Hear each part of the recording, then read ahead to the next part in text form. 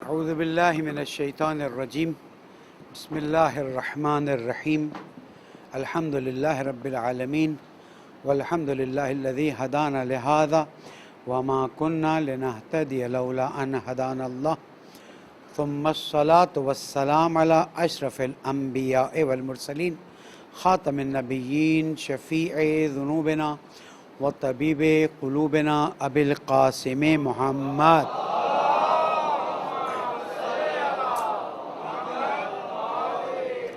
وعلى أهل بيته الطيبين الطاهرين المعصومين المظلومين الذين أذهب الله عنهم الرجس وطهرهم تطهيرا.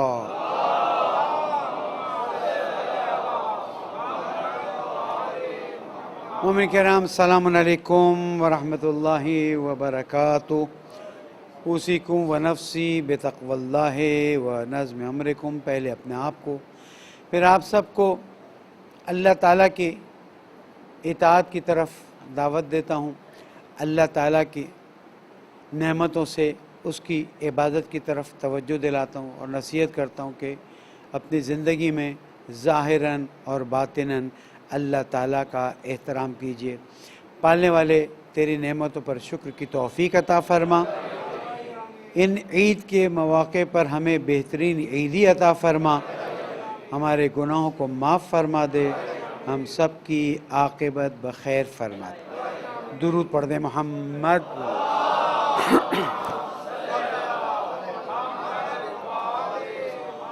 ایام ولادت صادقین حضور اکرم محمد مصطفیٰ صلی اللہ علیہ وآلہ وسلم اور حضرت امام جعفر صادق علیہ السلام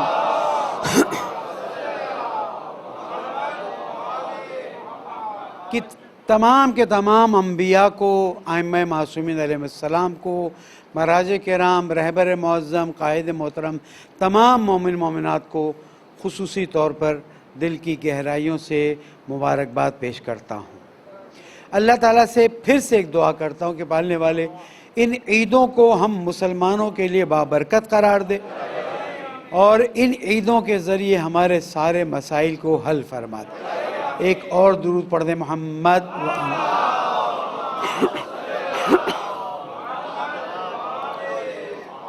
حضرت گرامی، ایام ولادت ہے اور یہ میرا وظیفہ بنتا ہے کہ میں جو چند منٹ آپ کی خدمت میں حاضر ہوا ہوں تو حضور اکرم اور چھٹے امام علیہ السلام کی زندگی پر مختصر روشنی ڈالوں اور دیکھیں کہ چاہا کیا گیا تھا، علیکم السلام ورحمۃ اللہ، اور ہو کیا گیا. اللہ سبحانہ وتعالیٰ انسانیت سے یا انسانوں سے میں کہوں بے حد محبت کرتا ہے. اگر کسی کو اس میں شک ہے تو وہ اپنی سوچ کو بدلے. دلیل اتنی واضح ہے جیسے سورج کا دیکھنا آسان ہے آپ کے. اب اللہ تعالیٰ نے انسانوں کو زمین پر بھیجا اور اس سے پہلے کہ انسان زمین پر وارد ہو اس کا ایک بہت بڑا دشمن تیار ہو چکا تھا اور اس دشمن کا نام شیطان ہے اور اس میں ابلیس سر فہرست ہے. اب اللہ سبحانہ و تعالیٰ کے پاس دو راستے تھے کہ انسان کو ابلیس اور شیاطین کے نرغے میں چھوڑ دے اور پھر اگر اس کو راستہ مل جائے تو وہ کامیاب ہو کر آ جائے اور اگر اسے راستہ نہ ملے تو اس کی قسمت. کیونکہ انسان کے اندر جہاں اللہ تعالیٰ نے ہدایت کا مادہ ڈالا ہے وہاں گمراہی کا مادہ نہیں ڈالا ہے، لیکن نفس کے بعض تقاضے ایسے ہیں کہ اگر اسے رام نہ کیا جائے تو پھر ہدایت کے تمام تقاضوں کو چیر کر گمراہی کے عروج پر چلا جاتا ہے.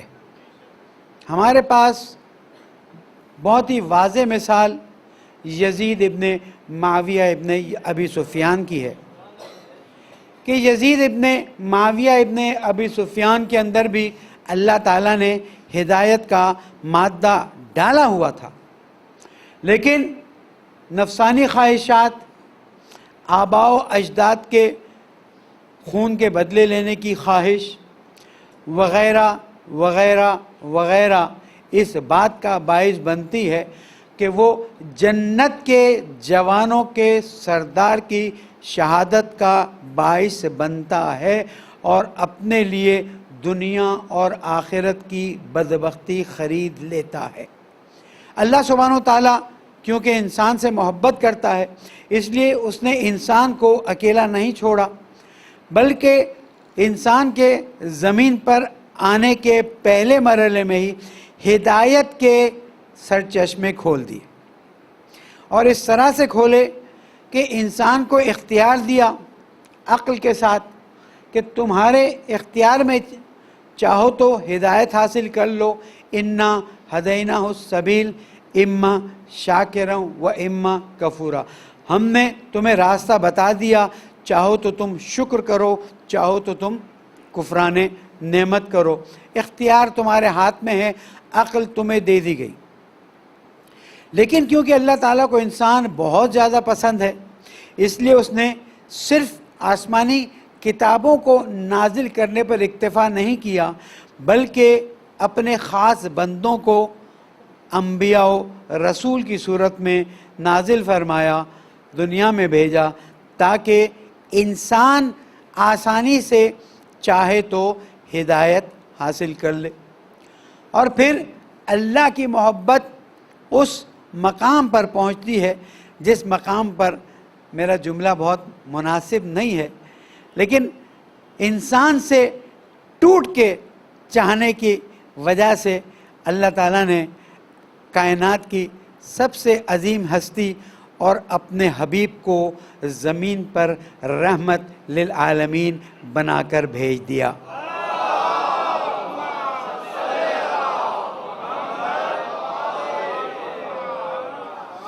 یاد رکھیے گا، اگر اللہ تعالیٰ ہم سے ٹوٹ کے محبت نہ کرتا ہوتا، ٹوٹ کے نہ چاہتا ہوتا، تو وہ بھیج دیتا، اوروں کو بھیج دیتا، لیکن اب اس کی محبت اس عروج پر پہنچی ہے کہ نہیں، اب انسانیت کی عقل کمال کی طرف مائل ہو گئی، کامل ہو نہیں گئی، کمال کی طرف مائل ہو گئی ہے۔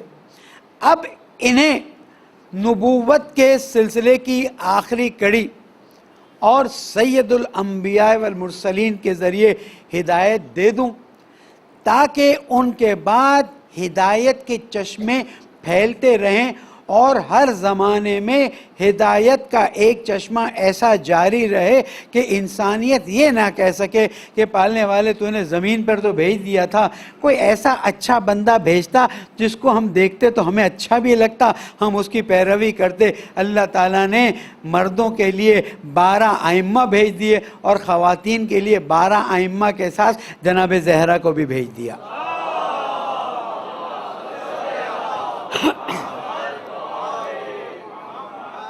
اللہ سبحانہ وتعالیٰ نے کسی چیز پر اتنا احسان نہیں جتایا جتنا اس بات کی طرف توجہ دلاتے ہوئے کہ فرمائے لقد من اللہ علی المؤمنین، اللہ تعالیٰ نے احسان کیا، نعمت، بہترین نعمت، کھانے کی نعمت، پینے کی نعمت، 1 کروڑ نعمتیں گنتے جائیں، اللہ تعالیٰ کہتا ہے یہ تو صرف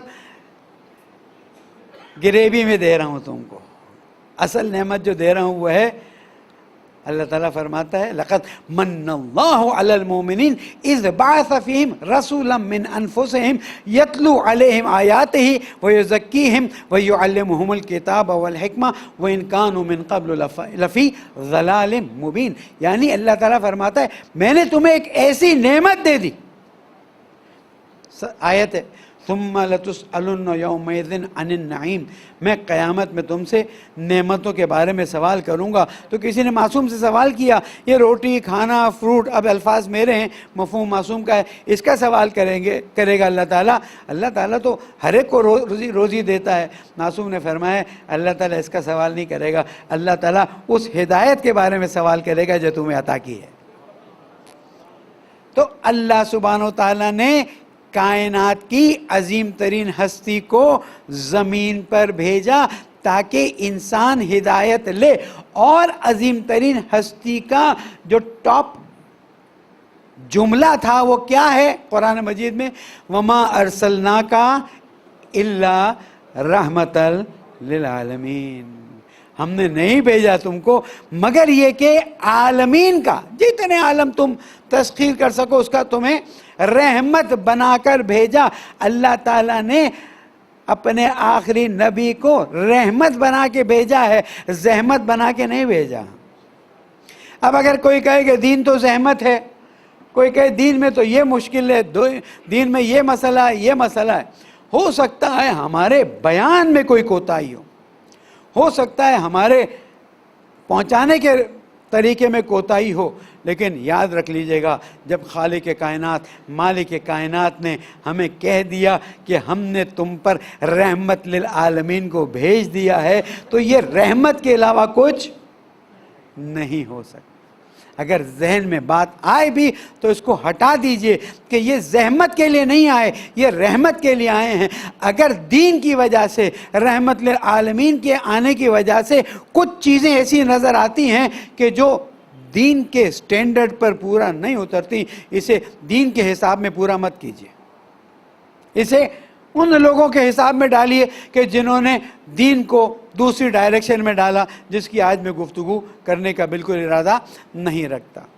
عزیزان گرامی اور میری بہنیں جو بعد میں سنتی ہیں اور پھر سوالات بھی کرتی ہیں، یاد رکھیے ہم پر اگر کوئی چھوٹا سا احسان کرتا ہے، مثال اچھی نہیں ہے، صرف سمجھانے کے لیے آ جاتا ہوں، اللہ مجھے موقع دیتا ہے، 2 جملے عرض کر دیتا ہوں، بعض لوگوں کو فائدہ ہو جاتا ہے، وہ مجھے فون کرتے ہیں، مجھے میسج کرتے ہیں، مولانا شکریہ آپ نے یہ رہنمائی فرمائی، ہمیں پتہ چل گیا. اللہ تعالیٰ پوچھتا ہے کہ اس مولانا نے تمہیں 2 جملے بتائے، تم اس کا شکریہ ادا کرتے ہو، میں نے تمہیں کیا نہیں دیا ہے؟ میں نے تمہیں کیا نہیں دیا ہے؟ تم اس کا شکریہ کرو. تم چوکیدار کا، تم گارڈ کا، جاتے جاتے میں سب سے ہاتھ ملاتا ہوں، گلے ملتا ہوں، شکریہ ادا کرتا ہوں کہ تم نے اپنی جان سے کھیلا ہے نا. یہ جو باہر کھڑے ہیں نماز چھوڑتے ہیں، اپنی جان سے کھیلتے ہیں نا، کہ اللہ نہ کرے. دیکھیں نا افغانستان میں دوسرے جمعے بھی کیا واقعہ ہوا، اللہ کرے آج وہ نہ ہو. دعا کرتے ہیں پالنے والے تمام مومن مومنات کی جان مال آبرو کی حفاظت فرماتے. تو میرا وظیفہ بنتا ہے نا، آپ کا بھی بنتا ہے، لیکن آپ کی مرضی کہ میں جاتا ہوں سب کا فردن آنکھوں میں آنکھیں ڈال کے شکریہ ادا کرتا ہوں اور جاتا ہوں. تو جہاں انسان کے شکریہ کا موقع آتا ہے وہاں سے بہت زیادہ اللہ تعالیٰ کے شکریہ کا موقع آتا ہے. اور پھر اللہ تعالیٰ کے شکریہ میں خوبصورتی کیا ہے؟ جب آپ اللہ تعالیٰ کا شکر ادا کرتے ہیں اس کی خوبصورتی کیا ہے کہ اس نے کہا ہے اگر تم لئن شکرتم لزیدنکم، تمہارے شیئرز اوپر جاتے جائیں گے. دین کا شیئر جو تمہارا ہے آزما کے دیکھ لیجئے، خدا شاہد ہے. اس 17 ربیع الاول کو اللہ تعالیٰ سے وعدہ کیجئے 2 چیزیں نہیں چھوڑیں گے. یہ جو کرتے ہیں 2 چیزیں نہیں چھوڑیں. نمبر 1، ہر موقع پر، ہر موقع ہوا تو ہر سانس پر تیرا شکریہ ادا کریں گے. 1 سال بہت زیادہ ہے، 1 ہفتہ کر کے دیکھ لیجیے. 1 ہفتہ بہت زیادہ ہے، 1 دن 24 گھنٹے کر کے دیکھ لیجیے. چیلنج، قرآن کا چیلنج، میرا تو چیلنج. وہ تو کہتے ہیں 1 بار شکریہ ادا کرو گے، 1 شکر کرو گے، بڑھتا جائے گا. تو اگر ہمارا 1 قدم آگے بڑھتا ہے اس کا بھی 1 قدم آگے بڑھتا ہے. ہمارا 1 قدم کتنا بڑا ہے اس کا 1 قدم تصور تو نہیں ہے نا، وہ اس کا بدن تو نہیں ہے نا. جب وہ پوری کائنات کو دیتا تو رحمت للعالمین کو اللہ تعالیٰ نے بھیجا تاکہ سارے انسان اس رحمت کے سائے میں آ جائیں اور کوئی جہنم کی طرف جائے ہی نہ. حضور اکرم کا جملہ، جتنا مجھے اذیت کیا گیا ہے اتنا کسی کو اذیت نہیں کیا گیا. اس کے باوجود بھی آخر وقت میں امت کے لیے دعا کرتے ہوئے گئے ہیں کہ ماننے والے میری امت پر رحمت نازل فرمانا، میری امت کی مدد کرنا، میری امت کی مشکلات کو آسان فرمانا. اس لیے کہ میں چاہتا ہوں حوض کوثر پر میری امت کا ہر فرد آ جائے. وہ اللہ کی رحمت اور یہ رسول اکرم کی محبت کہ ہم سب کے لیے رسول اکرم نے دعوت نامہ جاری کیا ہے کہ انشاءاللہ حوض کوثر پر تم سے ملاقات کروں گا. ہم سے تو ملاقات انشاءاللہ سب سے ہوگی ہی ہوگی انشاءاللہ. ایک انشاءاللہ تو اچھا سا بول دے. لیکن یہ کافی نہیں ہے. مزہ یہ ہے کہ اتنے ہوں کہ ہم ان میں گم ہو جائیں. اور رسول اکرم کہیں یہ تم لوگوں کی محنت تھی کہ یہ اتنے ہو گئے, یہ تم لوگوں کی زحمت تھی. یا رسول اللہ ہم کیسے محنت کریں, یا رسول اللہ ہم کیسے زحمت کریں؟ ایک جملہ بتائیے گا, زیادہ نہیں. رسول اکرم فرمائیں گے اپنے اخلاق کو اچھا کر دو. غصہ ختم, حسد ختم, بغض ختم, دشمنی ختم, ناراضگی ختم, آہستہ بات کرنا, ملائم الفاظ میں بات کرنا آسان نہیں ہے مولانا صاحب. تقریر میں تو آپ بھول گئے, عمل کر کے تو دیکھیں آپ بھی پھنس جاتے ہیں. پھنس جاتا ہوں, معافی بھی مانگتا ہوں. ابھی میں کہیں گیا ہوا تھا, کسی ایک سے تھوڑی سی میری تلخ کلامی ہوئی, 5 منٹ گزرے, میں نے اس کو بلایا, میں نے کہا میں سوری کہتا ہوں, میرے سے غلطی ہو گئی. وہ شرمندہ ہو گیا. میں نے کہا تم شرمندہ ہو یا نہ ہو, مجھے زیب نہیں دیتا تھا میں یہ زور سے تم سے کہوں, معافی میں چھوٹا نہیں ہو گیا, میں چھوٹا نہیں ہو گیا. اس نے مجھے گلے لگایا, میرے پیر پہ ہاتھ میں نے کہا نہیں بھائی, یہ پیر پہ ہاتھ لگانے کی بات نہیں ہے. میرا وظیفہ ہے کہ میں کوشش کروں اپنے اخلاق کو اتنا اچھا کر لوں. اور یہی پیغام چھٹے امام کا تھا کہ جب ایک تبلیغ کرنے کے لیے شخص آیا اور آ کے کہا کہ مولا میں تبلیغ کے لیے جا رہا ہوں, امام نے فرمایا اچھا تبلیغ کے لیے جا رہے ہیں, واہ واہ ماشاءاللہ بہت اچھا کام ہے. بس ایک جملہ یاد رکھنا, تم لوگوں کو ہماری طرف بلانا لیکن زبان استعمال کر کے مت بلانا. زبان استعمال کر کے بلانے والے یہ ہماری مشکل ہے, ورنہ ہم نہیں بولیں گے تو کیسے ہوگا. لیکن میرا قول اور میرا عمل ایک نہیں ہے نا, آپ پر اثر نہیں آئے گا. معصوم کی حدیث ہے کہ جو بات دل سے نکلتی ہے دل پہ اثر کرتی ہے. اب وہ شعر میں تبدیل ہو گئی, پر نہیں پر طاقت پرواز مگر رکھتی ہے. یاد رکھیے گا, آپ کسی کو دل سے نصیحت کریں بشرطے کہ آپ بھی اور میں بھی عمل کرنے کا ارادہ رکھتا ہوں. حالات بدلتے ہیں, حالات بدلتے ہیں. مت دیکھیے 1000-1200 لوگوں میں کیا فرق پڑے گا. مسئلہ 1000-1200 کا نہیں ہے. ابتداء اسلام میں رسول اکرم کے پاس کتنے لوگ تھے؟ گنتیوں پہ گنے جانے والے لوگ. لیکن 40 سال کردار کا بیک گراؤنڈ ایسا رہا. حضرت موسیٰ کو الگ معجزے دیے, حضرت عیسیٰ کو الگ معجزے دیے, حضرت ابراہیم کو الگ معجزے دیے. رسول اکرم کو جو مین معجزہ دیا ہے وہ رسول اکرم کے اخلاق کا تھا. میں نے کہیں گفتگو میں کہا تھا کہ اگر مجھے سیمسنگ سے نوکیا پہ لے جانا ہو یا نوکیا سے آئی فون پہ لے جانا ہو تو کمپنی کروڑوں ڈالر خرچ کرتی ہے, روپے نہیں.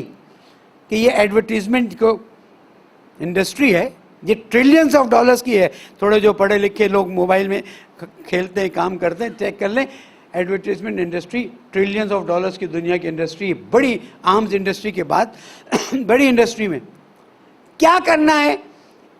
یو فون سے وارد جانا ہے, وارد سے مثلا ٹیلی نوٹ جانا ہے, وہ خرچے پہ خرچہ, خرچے پہ اشتہار پہ اشتہار, یہاں سے وہاں تک جائیے لگے ہوئے ہوتے ہیں. ایک سم بدلوانے کے لیے اتنے اشتہار, ایک موبائل فون بدلنے کے لیے اتنا اشتہار, اس کپڑے سے اس کپڑے پہ جانے کے لیے اشتہار, ایک دین سے دوسرے دین پہ لے جانے کے لیے کیا کتنی محنت چاہیے. کہ انسان بتوں کی پرستش کرتے کرتے ایک وقت آئے کہ ہاں تمہارے اس اللہ کو ماننے کے لیے تیار ہو جس کے بارے میں تم نے کہہ دیا نہ دنیا میں دکھائی دے گا نہ آخرت میں. یہ ہے اخلاق کا معجزہ, یہ ہے کردار کا معجزہ, یہ ہے وَإِنَّكَ لَعَلَىٰ خُلُقٍ عَظِيمٍ. آپ اخلاق کے ان اونچے ترین معیار پر ہیں کہ جس پر کوئی پہنچ نہیں سکتا. تو اے رسول اللہ ہم کیا کریں؟ آپ پہنچ نہیں سکتے ہیں لیکن پہنچنے کی کوشش تو کریں, چلیں تو. اور ان تنصروا اللہ ینصرکم ویثبت اقدامکم. تم اللہ کی مدد کرو. یا اللہ کیسے مدد کریں؟ تو مالک کائنات, انک علی کل شیء قدیر, یا ان اللہ علی کل شیء قدیر. اللہ کہتا ہے مجھے تمہاری مدد کی ضرورت نہیں لیکن میں تمہیں سمجھا رہا ہوں, تھوڑا سا تو ہمت کرو, ایک وعدہ تو کرو کہ میں حضور اکرم اور چڑھے امام علیہ السلام کی ولادت کے موقع پر عہد کرتا ہوں صرف اپنے اخلاق کو اچھا کر دوں گا. آپ یقین کیجئے آپ کی اپنی زندگی اتنی پرسکون ہو جائے گی کہ آپ تصور نہیں کر سکتے. کیونکہ جس کے دماغ میں بغض ہے, کینہ ہے, حسد ہے, فساد ہے, لوٹنے ہے, پتہ نہیں کیا کیا کرنا ہے, وہ ہمیشہ ڈپریشن میں, تکلیف میں رہتا ہے. اس کو کیسے سنبھالوں, اس کو کیسے سنبھالوں, اس کو میں نے یہ جھوٹ بولا تھا, اس کو میں نے وہ دھوکہ دیا تھا, اور پھر اگر میں پکڑا گیا تو کیا ہمیشہ کے لیے, اور اگر نہیں پکڑا گیا تو وہاں تو پکڑا جانے والا ہوں. لیکن سچ بولنے والے کے لیے ایک آسانی ہے، یہی ہے اور اس کے علاوہ کچھ بھی نہیں۔ بس آج میں نے خصوصاً درخواست کی آپ سے کہ اللہ تعالیٰ نے جب ہمیں در اہل بیت پہ بٹھایا ہے تو اس کا تقاضا یہ ہے جہاں ہم عبادتیں کرتے ہیں، جہاں ہم اچھے کام کرتے ہیں، ان تمام چیزوں کا حسن۔ چھوٹی سی مثال دے دیتا ہوں، مثلا کوئی ایک صاحب ایک مجھے پین لا کر دے دیں، مولانا آپ کے لیے تحفہ ہے، شکریہ، لیکن اگر پین کو اچھے سے ڈبے میں باندھا ہو، اس کے اوپر کور اچھا چڑھا ہو، اس کے اوپر ریبن لگی ہو، اچھا سا لکھا ہو مولانا صاحب عید میلاد النبی مبارک مثلا، تو کتنا اچھا لگے، ہے تو وہی پین۔ ہم جو ہیں اللہ تعالیٰ کو، رسول کو، اہل بیت کو تحفہ تو دیتے ہیں لیکن اس پین کی طرح دیتے ہیں۔ اللہ تعالیٰ کہتا ہے وہ تحفہ قبول ہے مجھے، 2 مہینے 8 دن عزاداری کی ہے، مذاق ہے، استغفر اللہ، مذاق کی بات نہیں، احسان بھی نہیں جاتا رہا، لیکن یہ 2 مہینے 8 دن ہمارے اگر اتنے بھی اخلاق کو اچھا نہ کرے کہ دیکھنے والا کہے کہ لگتا ہے کہ شیعہ ہے، اگر اتنا بھی ہمارا اخلاق اچھا نہیں ہے تو ہماری کہیں کمی ہے۔ ہمیں اہل بیت کو گفٹ اچھے سے ریپر میں باندھ کے دینا ہے، اور ریپر بھی ایسا خوبصورت ہو کہ وہ دیکھیں اور وہ ریپر ہمارے اخلاق ہیں۔ پالنے والے تو یہ محمد و آل محمد کا، تجھے تیری عظمتوں کا واسطہ، تجھے تیری رحمتوں کا واسطہ، اس ہفتے وحدت کو مسلمانوں کے لیے مبارک قرار دے۔ جہاں جہاں مومنین ہیں ان کو اپنے اخلاق کو بہترین اخلاق بنانے کی توفیق عطا فرما۔ پالنے والے تو اس بات کو جانتا ہے کہ ہم سچے دل سے تیرے بندے ہیں، ہمارے عمل میں کوتاہیاں ہو جاتی ہیں، اس عید کے موقع پر ہمارے عمل کو بھی خوبصورت بنا دے، ہمارے اخلاق کو بہترین اخلاق بنا دے۔ دلی حاجات ہیں، پریشانیاں ہیں، مشکلات ہیں، یہ سب در اہل بیت پر آ کر آنسو بھی بہاتے ہیں، گریہ بھی کرتے ہیں، اور دیکھ تو کس طرح سے ہاتھ اٹھاتے ہیں۔ پالنے والے آج کسی کو بھی اپنی بارگاہ سے کہیں بھی خالی ہاتھ مت لوٹا، خصوصاً افغانستان اور شام کے مومنین اور ایران کے مومنین، عراق کے مومنین پر اپنی رحمتیں نازل فرما۔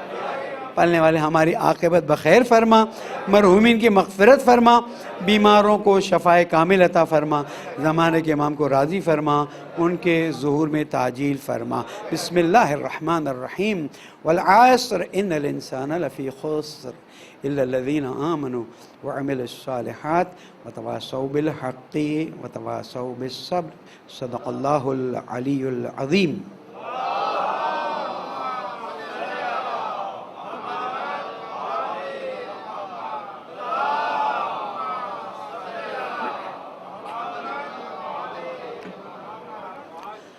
اعوذ باللہ من الشیطان الرجیم، بسم اللہ الرحمن الرحیم۔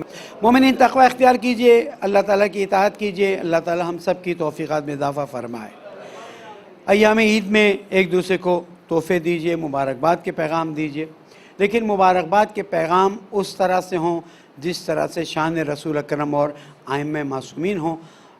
ایسا نہ ہو کہ ہم مبارکباد کے ایک ایسے طریقہ کار کو استعمال کریں جو قابل سرزنش ہو۔ بچوں کو عیدی دیجئے اور بچوں کو بتائیے، عام طور پر دن ایسے ہی گزر جاتا ہے، جشن میں نہیں جا سکتے نہ جائیے، کم از کم بچوں کو عیدی دیجئے، مٹھائی دیجئے جو ان کو پسند ہے، تاکہ انہیں یاد رہے 13 رجب، 15 شعبان، 3 شعبان، 15 رمضان اور یہ عید غدیر اور یہ عیدیں یاد رہیں۔ درود پڑھ دیجئے محمد و آل محمد۔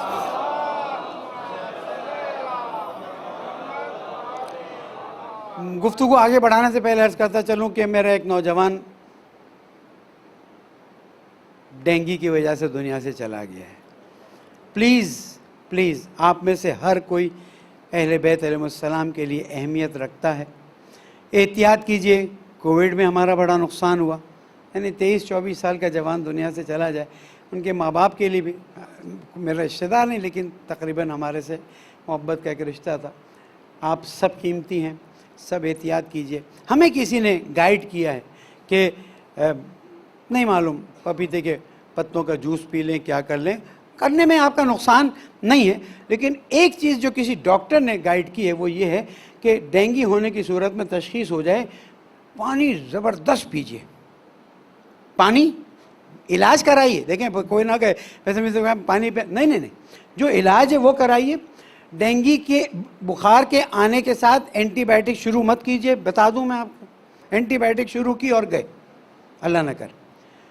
بخار آ رہا ہے پیناڈول پیراسیٹامول لے لیجئے، میں نسخہ نہیں دے رہا ہوں، صرف سمجھا رہا ہوں ڈاکٹر تک پہنچنے کا. لیکن ایک چیز جو ڈاکٹر کہے نہ کہے، توجہ ہو یا نہ ہو، مسلسل پانی. اگر آپ 5 گلاس پیتے تھے آپ 12 گلاس کر لیجئے، انشاءاللہ تعالی اللہ آپ سب کو سلامتی عطا کرے. درود پڑھ دیں محمد.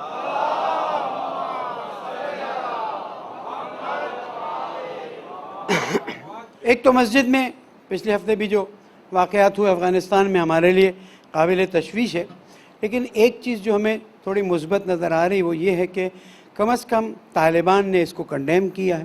اور میرے 2 جمعے پہلے کی بات اگر آپ تھوڑا سا ریوائز کریں تو آپ کو اندازہ ہوگا کہ میں نے کہا تھا کہ اب طالبان سے اتنی مشکل ایکسپیکٹڈ نہیں ہے جتنی مشکل داعش، اور میں نے بتایا تھا خراسان سے.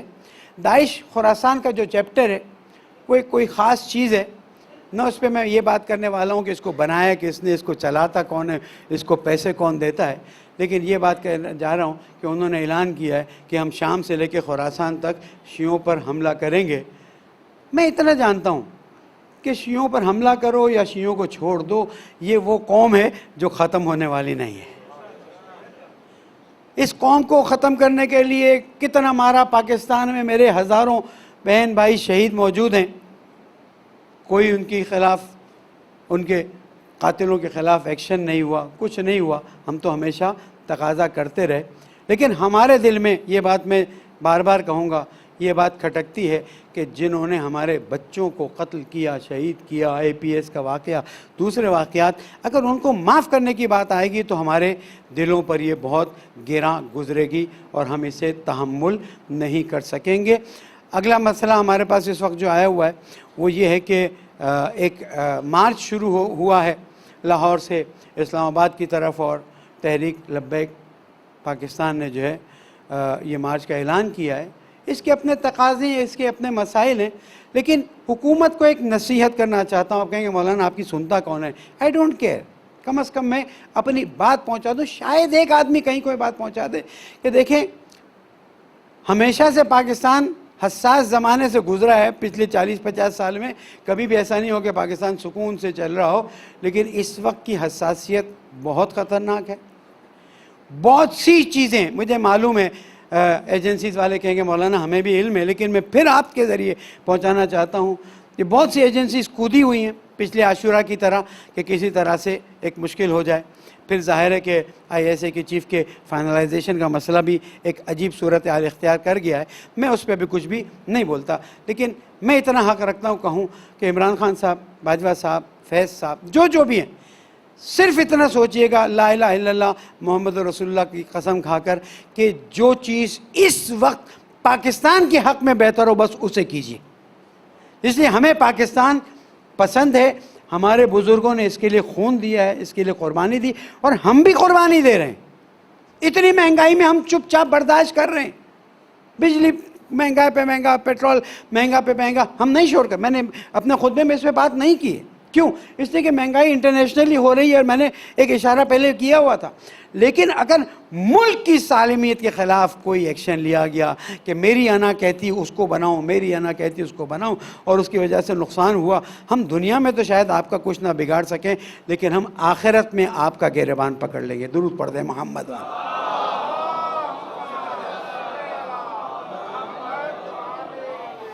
حضرت گرامی، اپوزیشن نے بھی پروٹیسٹ شروع کیا ہوا ہے، اور میں سمجھتا ہوں کہ اپوزیشن کا اس وقت پوائنٹ سکورنگ کا طریقہ کار ان کے لیے منفی ثابت ہوگا. اور کراچی میں ہماری جو حکومت کی پارٹی ہے انہوں نے پروگرام کیے اور بڑے بڑے اعلانات کیے.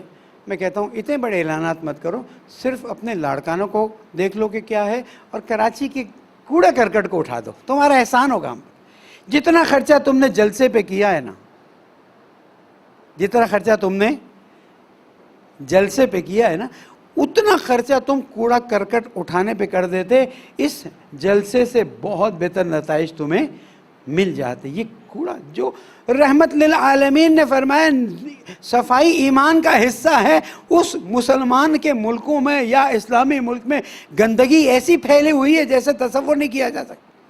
آپ لوگ جاتے ہوں گے اپنے اپنے گاؤں میں، علاقوں میں، جو گندگی کا عالم ہے، کھڑا نہیں رہا جا سکتا.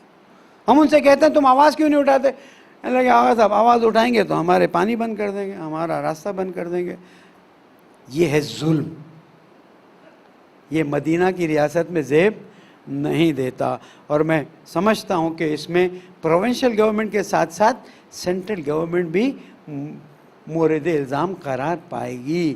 اگر آپ نے صفائی کا خیال نہیں کیا 10,000 مسائل کھڑے ہوتے ہیں، لیکن ان کو چھوڑیے، ہم آ کر رسول اکرم کی اس بات پر عمل کریں، اور کم از کم ہم کوڑا کرکٹ گندگی جو ہے کہیں ادھر ادھر نہ پھینکیں، جو اس کے اسپیسیفک جگہ ہیں اس میں ڈالیں، تاکہ کم از کم ہم لوگ اس گناہ کے مرتکب نہ ہو جائیں، اور ایسا نہ ہو کہ خدا نخواستہ ہماری ایک غلطی کی وجہ سے، میں نے ایک زمانے میں مثال دی تھی، میں نے ایک چھلکا مثلا اگر پھینک دیا اور کسی کا پیر پھسلا، مجھے تو نہیں پتہ چلے گا، اس کی ہڈی ٹوٹی، اس کا کچھ ہوا، تو قیامت میں مجھے اس کی دیت دینی ہے، مجھے پتہ نہیں۔ تو ہم اپنے آپ کو ایسا کریں ہی کیوں کہ بات کی مشکل ہو جائے۔ ایک کوتاہی سمجھ لیجئے یا بہت زیادہ عناوین ہونے کی وجہ سے عنوان رہ گیا ہے، اور وہ یہ کہ کچھ بزرگ علماء کے پچھلے مہینے میں انتقالات ہوئے ہیں۔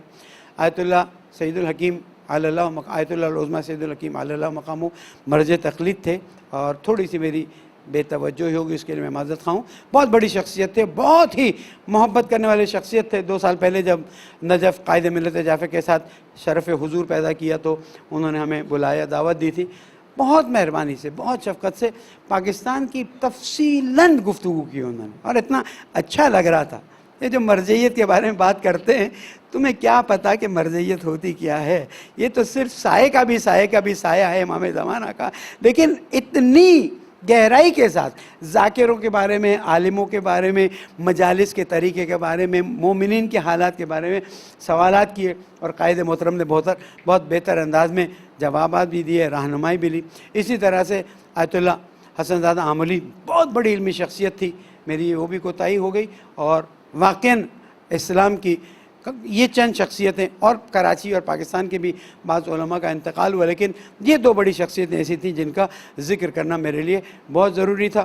مومنین، ایک آخری درخواست، مجھے آپ سے کچھ نہیں چاہیے، لیکن مجھے ایک پریشانی ہے، اور وہی ہے کہ ان مہنگائی کے دور میں میں دیکھ رہا ہوں وائٹ کالر لوگ بہت پریشان ہیں، اور قرآن مجید میں بھی اللہ تعالیٰ نے اس بات کی طرف توجہ دلائی ہے کہ جو تعفف کی وجہ سے، اپنی عفت کی وجہ سے لوگوں کے سامنے ہاتھ نہیں پھیلاتے، اور لوگ سمجھتے ہیں یہ بہت ویل ٹو ڈو ہیں، تھوڑا سا اپنے جیبوں پہ سے بوجھ اتاریے اور ان تک پہنچائیے۔ یہ عزت دار جو مانگتے ہیں، ٹھیک ہے، ان کی مرضی ہے، مشکل ہے، لیکن آپ کے اطراف میں ایسے لوگ ہوں گے، آپ اندازہ لگا سکیں گے، کیونکہ مہنگائی بہت اور اسکائی راکٹنگ۔ میں نے 2 ہفتے پہلے کہا تھا، اشارہ کیا تھا کہ 2 ہفتے بعد دیکھیے گا، اب آپ دیکھیے کس طرح چیزیں جا رہی ہیں۔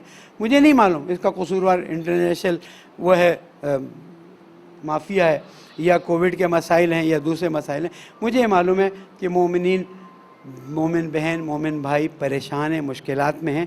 خدا را اللہ کے راہ میں دے دیجئے۔ اللہ نے وعدہ کیا ہے کہ جتنا تم دیتے جاؤ گے اس سے کئی گنا زیادہ میں تمہیں دیتا جاؤں گا۔ تو جہاں خمس و زکوٰۃ اور دوسری چیزیں آپ دیتے ہیں، وہاں پر اللہ کے نام پر اور بھی دینے کی کوشش کیجئے۔ علیکم السلام ورحمۃ اللہ۔ اللہ تعالیٰ آپ کو صحت سلامتی عطا کرے گا۔ آخر میں ایک بار پھر عرض کرتا چلوں، کووڈ کا ایک نیا اسٹرین آیا ہے، احتیاط کے تقاضے پورے کرنے ہیں، اور یہ ڈینگی تو اتنا ایزیلی سالویبل پرابلم ہے جس کو فوراً حل کیا جا سکتا ہے۔ اس طرح سے جان کا جانا بہت ہی زیادہ نقصان ہے۔ پالنے والے تو جو محمد و آل محمد کا واسطہ، ہمیں بہترین عیدی عطا فرما، ہم سے راضی ہو جا، عبادت کی لذت عطا فرما، رسول اکرم اور آل رسول کو ہم سے راضی فرما دے، ہمارے اخلاق کو اچھا بنا دے، ہمارے کردار، رفتار، گفتار کو اچھا بنا دے، بیماروں کو شفا کامل عطا فرما، ہمارے مرحومین شہداء کے درجات بلند فرما دے، ہماری موت کو اہل بیت کی محبت پر قرار دے۔ پالنے والے عاجزی کے ساتھ تیرے سامنے ہاتھ اٹھاتے ہیں، تجھے تیرے حبیب کا واسطہ، حبیب کی آل کا واسطہ، ہماری ساری دلی حاجات کو روا فرما دے۔ پالنے والے زمانے کے امام کو ہم سے راضی فرما، ان کے ظہور میں تعجیل فرما۔ بسم اللہ الرحمن الرحیم، انا اعطینک الکوثر فصلی لربک وانحر ان شانئک هو الابتر۔ صدق اللہ العلی العظیم۔